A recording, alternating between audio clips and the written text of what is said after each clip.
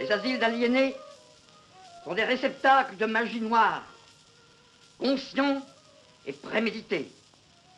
Et ce n'est pas seulement que les médecins favorisent la magie par leur thérapeutique irascible et stupide, c'est qu'ils en font. S'il n'y avait pas eu de médecins, il n'y aurait jamais eu de malades. Car c'est par les médecins et non par les malades que la société a commencé. Ceux qui vivent, vivent des morts. Et il faut aussi que la mort vive. Il n'y a rien comme un asile d'aliénés pour couver doucement la mort et tenir en couveuse les morts. Cela a commencé 4000 ans avant Jésus-Christ. Cette technique thérapeutique de la mort lente.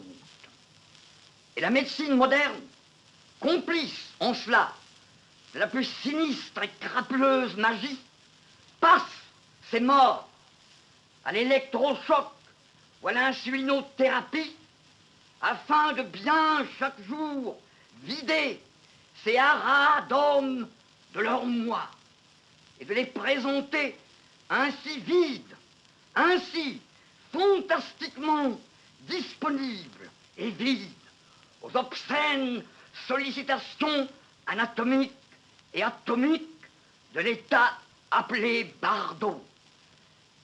Et il y a dans l'électrochoc un état flac par lequel passe tout traumatisé, et qui lui donne non plus à cet instant de connaître, mais d'affreusement et désespérément méconnaître ce qu'il fut quand il était soi.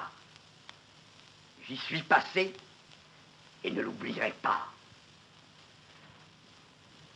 La médecine soudoyée ment chaque fois qu'elle présente un malade guéri par les introspections électriques de sa méthode. Je n'ai vu, moi, que des terrorisés de la méthode, incapables de retrouver leur moi. Qui a passé par l'électrochoc du Bardo et le Bardo de l'électrochoc ne remonte plus jamais de ses ténèbres et la vie a baissé d'un cran.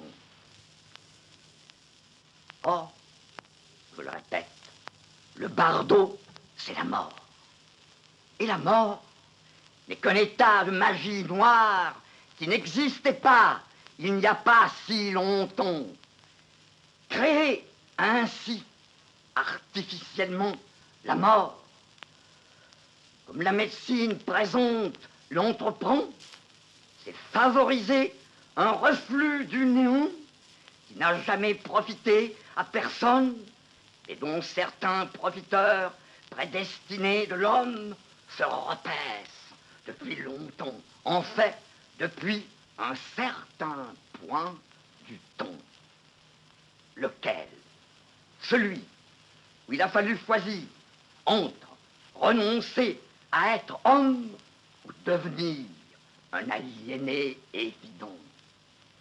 Mais quelle garantie les aliénés évidents de ce monde ont-ils d'être soignés par d'authentiques vivants?